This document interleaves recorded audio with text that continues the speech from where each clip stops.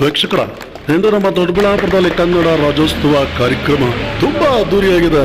ಏನು ಅಂತ ನೋಡೋಣ, ನಿಮ್ಮ NJK ಸುದ್ದಿವಾಹಿನಿಯಲ್ಲಿ ಸಂಪೂರ್ಣವಾದ ಮಾಹಿತಿ ನೇರವಾಗಿ ನಿಮ್ಮ ಜೊತೆ. ಎಲ್ಲ ಕನ್ನಡದ ಮನಸ್ಸುಗಳಿಗೆ 65ನೇ ಕರ್ನಾಟಕ ರಾಜ್ಯೋತ್ಸವದ ಶುಭಾಶಯಗಳನ್ನು ಕೋರ್ತಾ, ಇವತ್ತು ದೊಡ್ಡಬಳ್ಳಾಪುರ ಉಪವಿಭಾಗ ಮತ್ತು ತಾಲೂಕು ಆಡಳಿತ ರಾಷ್ಟ್ರೀಯ ಹಬ್ಬಗಳ ಆಚರಣಾ ಸಮಿತಿಯ ನೇತೃತ್ವದಲ್ಲಿ ಸರಳ ಮತ್ತು ಅರ್ಥಪೂರ್ಣ ಕನ್ನಡ ರಾಜ್ಯೋತ್ಸವಕ್ಕೆ ಚಾಲನೆ ನೀಡಲಾಗಿದೆ. ಬೆಳಗ್ಗೆ ದೊಡ್ಡಬಳ್ಳಾಪುರ ತಾಲೂಕು ಕಚೇರಿ ಮುಂಭಾಗದಲ್ಲಿ ಉಪವಿಭಾಗಾಧಿಕಾರಿಗಳಾಗಿರ್ತಕ್ಕಂಥ ಅರುಣ್ ಕುಮಾರ್ ಅವರು ಧ್ವಜಾರೋಹಣವನ್ನು ನೆರವೇರಿಸಿ ಕರ್ನಾಟಕದ ಜನತೆಗೆ, ದೊಡ್ಡಬಳ್ಳಾಪುರದ ಜನತೆಗೆ ಕನ್ನಡ ರಾಜ್ಯೋತ್ಸವದ ಸಂದೇಶವನ್ನು ನೀಡಿದ್ದಾರೆ. ತಹಶೀಲ್ದಾರರು ಸೇರಿದಂತೆ ದೊಡ್ಡಬಳ್ಳಾಪುರದ ಬೇರೆ ಬೇರೆ ಇಲಾಖೆಗಳ ಅಧಿಕಾರಿಗಳು, ವಿವಿಧ ಸಂಘ ಸಂಸ್ಥೆಗಳ ಪದಾಧಿಕಾರಿಗಳು ಎಲ್ಲರೂ ಕೂಡ ಭಾಗವಹಿಸಿ ರಾಜ್ಯೋತ್ಸವವನ್ನು ಅರ್ಥಪೂರ್ಣವಾಗಿ ಆಚರಿಸಲಿಕ್ಕೆ ಚಾಲನೆಯನ್ನು ಕೊಟ್ಟಿದ್ದಾರೆ.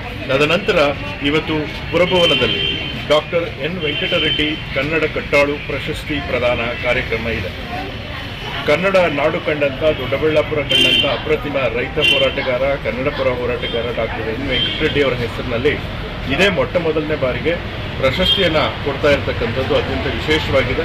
ಈ ಒಂದು ಪ್ರಶಸ್ತಿಯನ್ನು ದೊಡ್ಡಬಳ್ಳಾಪುರದ 3 ಹಿರಿಯ ಹೋರಾಟಗಾರರಾಗಿರ್ತಕ್ಕಂಥ ದಾನ ಪ್ರಭುದೇವರವರು, ಜಿ ಸತ್ಯನಾರಾಯಣರವರು ಮತ್ತು ಸಂಜೀವ್ ನಾಯಕರು ಪಡಿತಾ ಇರತಕ್ಕಂಥದ್ದು ದೊಡ್ಡಬಳ್ಳಾಪುರದ ಎಲ್ಲ ಕನ್ನಡಿಗರ ಹೆಮ್ಮೆ ಅಂತ ನಾನು ಭಾವಿಸ್ತೇನೆ. ಮತ್ತೊಮ್ಮೆ ಎಲ್ಲ ಕನ್ನಡಿಗರಿಗೆ ಕರ್ನಾಟಕ ರಾಜ್ಯೋತ್ಸವದ ಶುಭಾಶಯ. ಈ ಒಂದು ಧ್ವಜಾರೋಹಣವನ್ನು ನಮ್ಮ ದೊಡ್ಡಬಳ್ಳಾಪುರ ಉಪವಿಭಾಗಾಧಿಕಾರಿಗಳ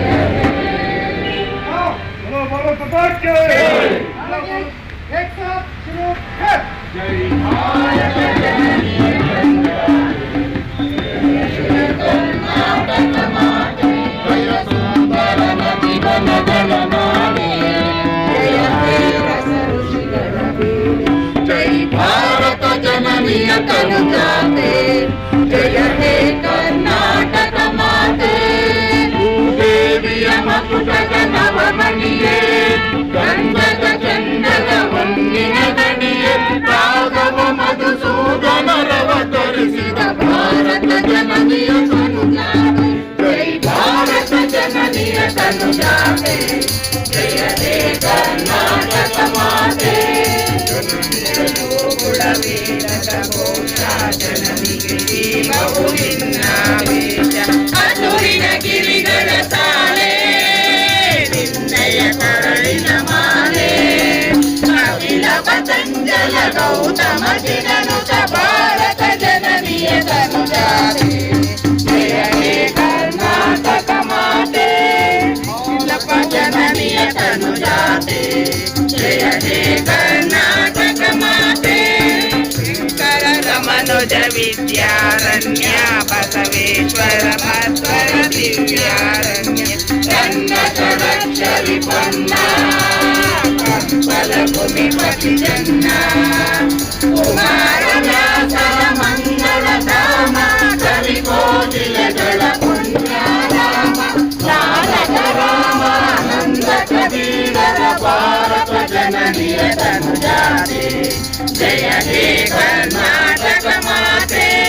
ಭಾರತ ಜನನಿಯ ತನುಜಾತೆ, ಜಯ ಹೇ ಕರ್ನಾಟಕ ಮಾತೆ, ವೈಸಳ ರಾಣಿಗ ನಾಡೆ ಕಂಕಣ ಚಕಣರ ನೆಚ್ಚಿನ ವೀರೆ, ಕೃಷ್ಣ ಶರಾವತಿ ತುಂಗ ಕಾವೇರಿಯ ವರರಂಗ, ಚೈತನ್ಯ ಪರಮಹಂಸ ವಿವೇಕರ ಭಾರತ ಜನನಿಯ ತನುಜಾತೆ, ಜಯ ಹೇ ಕರ್ನಾಟಕ ಮಾತೆ ಭಾರತ ಜನನಿಯ ತನುಜಾತೆ ಜಯ ಹೇ ಕರ್ನಾಟಕ ಮಾತೆ ಜನಾಂಗದ ಶಾಂತಿಯ ತೋಟ ರಸಿಕರ ಕಂಗಳ ಸೆಳೆಯುವ ನೋಟ ಹಿಂದೂ ಕ್ರೈಸ್ತ ಮುಸಲ್ಮಾನ ಪಾರಸಿಕ ಜೈನ ರುದ್ರಾನ ಜನಕನ ಓದುವ ದೊರೆಗಳ ಧಾಮ ಗಾಯಕ ವೈದಿಕರ ರಾಮ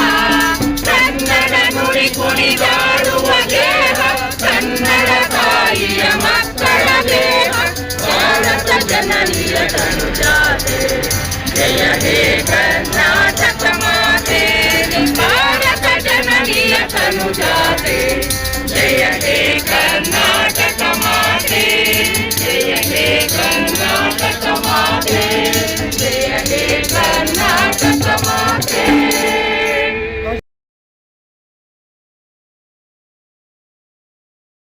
ಕನ್ನಡ ರಾಜ್ಯೋತ್ಸವದ ಶುಭಾಶಯಗಳನ್ನ ತಿಳಿಸೋಕ್ಕೆ ಬಯಸ್ತೇನೆ.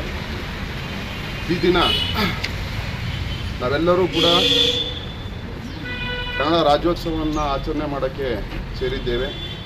ಇಲ್ಲಿ ಹಾಜರಿರ್ತಕ್ಕಂಥ ನಮ್ಮ ತಾಲೂಕು ತಹಶೀಲ್ದಾರರಾದಂಥ ಶಿವರಾಜರವರೇ ಹಾಗೂ ಬಿ ಒ ಅವರಾದಂಥ ರೆಡ್ಡಿ ಅವರೇ, ಇ ಒ ಅವರೇ ಹಾಗೂ ಎಲ್ಲ ತಾಲೂಕು ಆಡಳಿತದ ಅಧಿಕಾರಿ ವರ್ಗದವರೇ, ಸಿಬ್ಬಂದಿ ವರ್ಗದವರೇ, ಎಲ್ಲಕ್ಕಿಂತ ಪ್ರಮುಖವಾಗಿ ಕನ್ನಡ ಭಾಷೆಯನ್ನು, ಕನ್ನಡ ನಾಡು ನುಡಿಯನ್ನು ಉಳಿಸಲಿಕ್ಕೆ ಹೋರಾಟ ಮಾಡ್ತಾ ಇರ್ತಕ್ಕಂಥ ಎಲ್ಲ ಕನ್ನಡ ಪರ ಸಂಘಟನೆಗಳ ಅಧ್ಯಕ್ಷರೇ, ಉಪಾಧ್ಯಕ್ಷರೇ, ಪದಾಧಿಕಾರಿಗಳೇ, ಎಲ್ಲ ನಮ್ಮ ನೆಚ್ಚಿನ ಕನ್ನಡ ಹೋರಾಟಗಾರರು.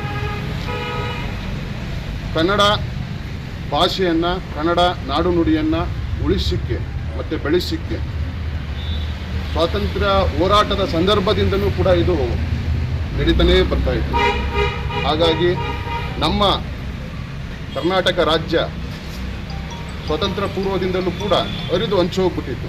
ಒಂದು ಕಡೆ ಬಹಮನಿ ಸುಲ್ತಾನರು, ಒಂದು ಕಡೆ ಮೈಸೂರು ಸಾಮ್ರಾಜ್ಯ, ಇನ್ನೊಂದು ಕಡೆ ಹೈದರಾಬಾದ್ನ ಆಡಳಿತಕ್ಕೆ, ಇನ್ನೊಂದು ಕಡೆ ಮದ್ರಾಸಿನ ಆಡಳಿತಕ್ಕೆ, ಈ ಥರ ನಮ್ಮ ಭಾಷೆ ಎಲ್ಲ ಕಡೆಯೂ ಕೂಡ ಹರಿದು ಹಂಚೋಗಿತ್ತು.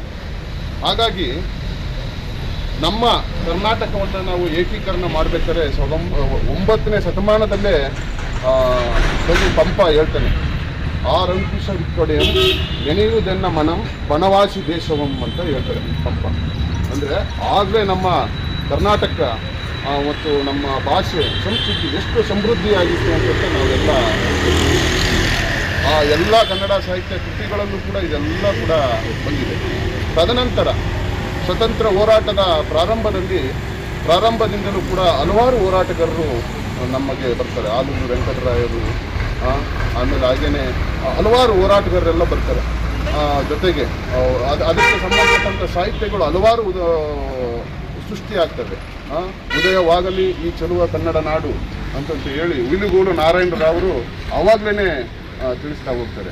ಅದಾದಮೇಲೆ ಅಚ್ಚೇವು ಕನ್ನಡದ ದೀಪ, ಕರುನಾಡ ದೀಪ, ಸಿರಿನಾಡ ದೀಪ ಅಂತ ಹೇಳಿ ನಮ್ಮ ಕಾವ್ಯಾನಂದ್ ಅವರವರು ಎಲ್ಲ ಬರಿತಾ ಹೋಗ್ತಾರೆ. ಹೀಗೆ ಈ ರೀತಿ ನಮ್ಮ ಭಾಷೆ ಮತ್ತು ನಮ್ಮ ಸಂಸ್ಕೃತಿ ಎಲ್ಲ ಬೆಳೀತಾ ಹೋಗ್ತಾ ಇರುವಂಥ ಸಂದರ್ಭದಲ್ಲಿ ಅತಿ ಪ್ರಮುಖವಾದ ಘಟ್ಟ ಅಂತಂದರೆ 1916ರಲ್ಲಿ ಕನ್ನಡ ಸಾಹಿತ್ಯ ಪರಿಷತ್ತು, ಮೈಸೂರು ಸಾಮ್ರಾಜ್ಯದಲ್ಲಿ ಕನ್ನಡ ಸಾಹಿತ್ಯ ಪರಿಷತ್ತು ಸ್ಥಾಪನೆ ಆಗುತ್ತೆ. ಅಲ್ಲಿಂದ ನಮ್ಮ ಕನ್ನಡ ಭಾಷೆಯ ಸಮೃದ್ಧಿಯನ್ನು ನಾವು ಬೆಳೀತಾ ಹೋಗ್ತೀವಿ. ಹಾಗೆ 1924ರಲ್ಲಿ ಬೆಳಗಾವಿ ಕಾಂಗ್ರೆಸ್ ಅಧಿವೇಶನದಲ್ಲಿ ಮಹಾತ್ಮ ಗಾಂಧಿಯವರು ಭಾಗವಹಿಸಿದಂಥ ಸಂದರ್ಭದಲ್ಲಿ ಮೊದಲಿನ ಬೇಡಿಕೆ ನಮ್ಮ ರಾಜ್ಯವನ್ನು, ನಮ್ಮ ಭಾಷೆಯನ್ನು ನಾವು ಕಾಪಾಡ್ಕೋಬೇಕು ಅನ್ನೋ ಬೇಡಿಕೆಯನ್ನೇ ಅಲ್ಲಿ ಬಿಡ್ತಾ ಹೋಗ್ತಾರೆ. ತದನಂತರ ಹಾಗೆ ನಮಗೆ ಸ್ವಾತಂತ್ರ್ಯ ಬರ್ತದೆ. ಸ್ವಾತಂತ್ರ್ಯ ಬಂದ ನಂತರ ಸ್ವಾತಂತ್ರ್ಯ ಬಂದ ನಂತರ ನಮಗೆ ನಮ್ಮ ಕರ್ನಾಟಕ ಭಾಷಾವಾರು ಪ್ರಾಂತ್ಯವನ್ನು ರಚನೆ ಮಾಡೋದಕ್ಕೆ ಪ್ರಾರಂಭವಾದಂಥ ಸಂದರ್ಭದಲ್ಲಿ ಭಾಷಾವಾರು ಪ್ರಾಂತ್ಯವನ್ನೆಲ್ಲ ಕೂಡ 1956ರಲ್ಲಿ ಭಾಷಾವಾರು ಪ್ರಾಂತ್ಯವಾಗುತ್ತೆ.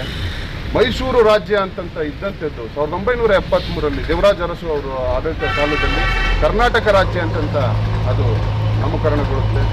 ನಮಗೆ ಕರ್ನಾಟಕವನ್ನು ಏಕೀಕರಣ ಮಾಡ್ತಕ್ಕಂಥ ಸಂದರ್ಭದಲ್ಲಿ ಇದ್ದಂಥ ಹುಮ್ಮಸ್ಸು ಕರ್ನಾಟಕ ಏಕೀಕರಣವಾದ ನಂತರ ಕಡಿಮೆ ಆಗ್ತಾ ಇರ್ತಕ್ಕಂಥದ್ದು ತಮ್ಮೆಲ್ಲರೂ ಕೂಡ ಗೊತ್ತಾಗ್ತಾ ಇದೆ. ನಮ್ಮ ಭಾಷೆಯನ್ನು, ನಮ್ಮ ಸಂಸ್ಕೃತಿಯನ್ನು, ನಮ್ಮ ನಾಡನ್ನು ಉಳಿಸ್ತಕ್ಕಂಥದ್ದು ನಮ್ಮೆಲ್ಲರದು ಕೂಡ ಜವಾಬ್ದಾರಿ ಆಗಿರ್ತದೆ. ಇವತ್ತಿನ ದಿನದಲ್ಲಿ ನಮಗೆ 2008ರಲ್ಲಿ ನಮಗೆ ಶಾಸ್ತ್ರೀಯ ಸ್ಥಾನಮಾನ ಸಿಕ್ಕಿದೆ. ಶಾಸ್ತ್ರೀಯ ಸ್ಥಾನಮಾನ ಸಿಕ್ಕಿದ್ರೂ ಕೂಡ ನಮ್ಮ ಭಾಷೆಯ ಸಮೃದ್ಧಿ ಅಷ್ಟಿಷ್ಟಲ್ಲ. ಯಾವ ಭಾಷೆಗೂ ಕೂಡ 8 ಜ್ಞಾನಪೀಠ ಪ್ರಶಸ್ತಿ ದೊರಕಿಲ್ಲ. ನಮ್ಮ ಭಾಷೆಗೆ 8 ಜ್ಞಾನಪೀಠ ಪ್ರಶಸ್ತಿ ದೊರಕಿದೆ. ಅಂಥ ಸಮೃದ್ಧವಾದಂಥದ್ದು ಒಂದು ಸಾಹಿತ್ಯ ಅಷ್ಟು ಸಮೃದ್ಧವಾಗಬೇಕು ಅಂದರೆ ನೋಡಿ, ಹಳಗನ್ನಡ, ಹೊಸಗನ್ನಡ, ವಚನ ಸಾಹಿತ್ಯ, ದಾಸ ಸಾಹಿತ್ಯ, ಈಗ ಎಲ್ಲ ಸಾಹಿತ್ಯ ಜಾನಪದ ಸಾಹಿತ್ಯ ಎಲ್ಲ ಪ್ರಭಾವದಲ್ಲೂ ಒಬ್ಬರು ಕವಿ ಹೇಳ್ತಾರೆ, ನಮ್ಮ ಭಾಷೆ ಸುಲಿದ ಬಾಳೆ ಹಣ್ಣಿನ ಅಂದದಿ ಅಂತ. ಅಂದರೆ ಬಾಯಿಗೆ ಹಾಕಿದ ತಕ್ಷಣ ಹೆಂಗೆ ಒಳಗಡೆ ಹೋಗುತ್ತೋ ಆ ರೀತಿ ನಮ್ಮ ಭಾಷೆ ಬಾಳೆಹಣ್ಣು ತಿಂದ ರೀತಿಯಲ್ಲಿ ನಮ್ಮ ಭಾಷೆ. ಎಲ್ಲರೂ ಕೂಡ ಇದನ್ನು ಇಷ್ಟಪಡ್ತಾರೆ. ಇವತ್ತಿನ ದಿನದಲ್ಲಿ ನೀವು ನೋಡಿರ್ಬೋದು, ನಮ್ಮ ದೇಶ, ನಮ್ಮ ರಾಜ್ಯ ಯಾವ ರೀತಿ ವಿಶ್ವಮಟ್ಟದಲ್ಲಿ ಅನಾವರಣಗೊಳ್ತಾ ಇದೆ ಅನ್ನೋದನ್ನು ನೀವು ತಾವೆಲ್ಲ ಗಮನಿಸಿರ್ಬೋದು. ಮೈಸೂರು ದಸರಾ ಆಗ್ತದೆ ಅಂದರೆ ಇಡೀ ಪ್ರಪಂಚವೇ ನೋಡುತ್ತೆ. ಇಡೀ ಪ್ರಪಂಚವೇ ನಮ್ಮ ಭಾಷೆಯನ್ನು ಧರ್ಮವನ್ನು ನೋಡುತ್ತೆ, ಭಾಷೆಯನ್ನು ನೋಡುತ್ತೆ, ಕನ್ನಡ ನಾಡನ್ನು ನೋಡುತ್ತೆ. ಆಮೇಲೆ ಹಂಪಿ ಬಗ್ಗೆ ತಾವೆಲ್ಲ ಕೇಳಿದ್ದೀರಾ. ಹಂಪಿ ಏನು, ಅದು ಸಮೃದ್ಧಿ. ಒಂದೊಂದು ಸಾಹಿತ್ಯನೂ ಕೂಡ ಅಲ್ಲಿ ಒಂದೊಂದು ಸಂಸ್ಕೃತಿ, ಕಲೆಗೆ ಭಾಳ ಇದೆ. ಹಂಪೆ, ಬೇಲೂರು, ಹಳೇಬೀಡು ಎಲ್ಲ ಕೂಡ ಭಾಳ ನಮ್ಮ ಸಮೃದ್ಧಿಯ ಭಾಷೆಯ ಸಮೃದ್ಧಿಯನ್ನು ಹೊಂದಿರ್ತಕ್ಕಂಥದ್ದಾಗಿದೆ. ಹಾಗಾಗಿ ತಾವೆಲ್ಲರೂ ಕೂಡ ಒಂದು ಹೋರಾಟವನ್ನು, ಮನೋಭಾವನೆಯನ್ನು ತಾವೆಲ್ಲ ಇಟ್ಕೊಂಡಿದ್ದೀರಾ. ಭಾಷೆ, ಸಂಸ್ಕೃತಿ ನಮ್ಮ ಇದೊಂಥರ ತಾಯಿ ಇದ್ದಂಗೆ ನಮಗೆ ಭಾಷೆ. ಹಾಗಾಗಿ ನಾವು ಇದರ ಹೋರಾಟವನ್ನು ನಾವು ಮಾಡೋಣ. ನಮ್ಮ ಭಾಷೆಯ ಸಂಸ್ಕೃತಿಯನ್ನು ನಾವು ಉಳಿಸೋದಕ್ಕೆ ನಾವೆಲ್ಲರೂ ಕೂಡ ಪಣ ತೊಡೋಣ ಅಂತ ಹೇಳ್ತಾ, ನಮ್ಮ ನಾಡು ನುಡಿ ಬಗ್ಗೆ ನಾವೆಲ್ಲರೂ ಕೂಡ ಹೆಮ್ಮೆಯನ್ನು ಬೆಳೆಸ್ಕೋಬೇಕು.